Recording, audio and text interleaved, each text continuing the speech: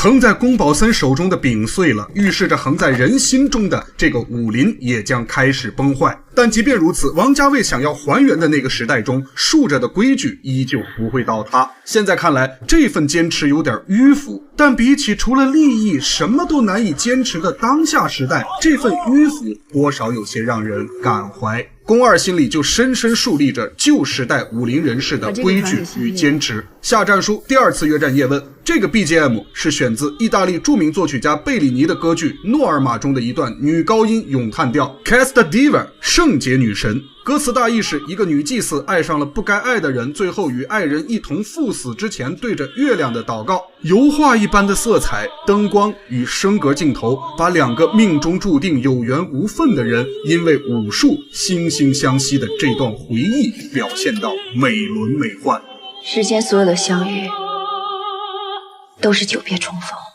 第一回合，面光的硬光转为柔光，俯拍镜头展示方寸之间的试探。这里的咏春拳和八卦掌已经没有了之前的犀利，完全是体现王家卫的美学。青书圆臂，环扭狼腰中，一眼百年，暗生情愫。第二回合，宫二起手式是咏春，叶问顺势改用八卦掌，暧昧之意愈演愈烈，从方寸打到楼梯的纵深。夜底藏花一度，梦里踏雪几回，百炼钢终成绕指柔。这里 BGM 是日本配乐大师梅林茂的 Action 150，这是2015年 3D 终极版里的点睛之笔。150秒的动作戏首尾呼应，两人第一次交手150秒，最后的彩蛋中两人想象中的一次交手依然150秒，完美诠释念念不忘的回响。这里的细节是叶问踩坏了楼梯板，输了一招，并不是故意承让，是为宫家八卦掌绝招埋的伏笔。千古无同局，夜底是否能够藏花，有机会我们再印证。你来，我等着。无论夜底藏花还是老袁挂印，都是以柔克刚、借力打力的巧招。功夫是先好之争，真打坏了东西，算你。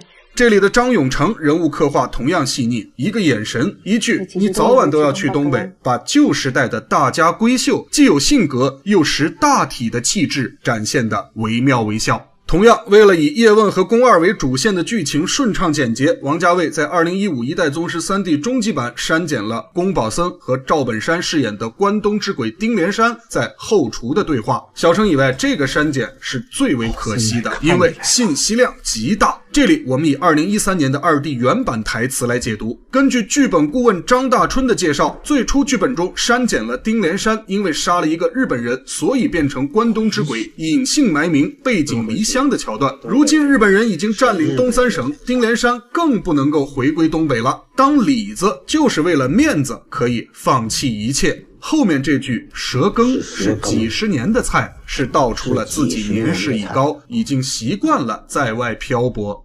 要讲究火候，火候的掌握就是对时局的把控，众口难调。他也不希望师弟把经营了几十年的面子毁在战乱之中，希望他顺势而为，避避风头。保森不是想当英雄，是想造时势。但宫保森还是希望像叶问这样的新人可以点燃和造就一个新的时代。随着一声炮响，整个中国的时势早已不由武林人士掌控，叶问与宫若梅的命运终将催生他们心中第三层境界的一横一竖，也就是见众生。此事之前费尽高山，到第一次碰到，发现原来最难越过的是生活。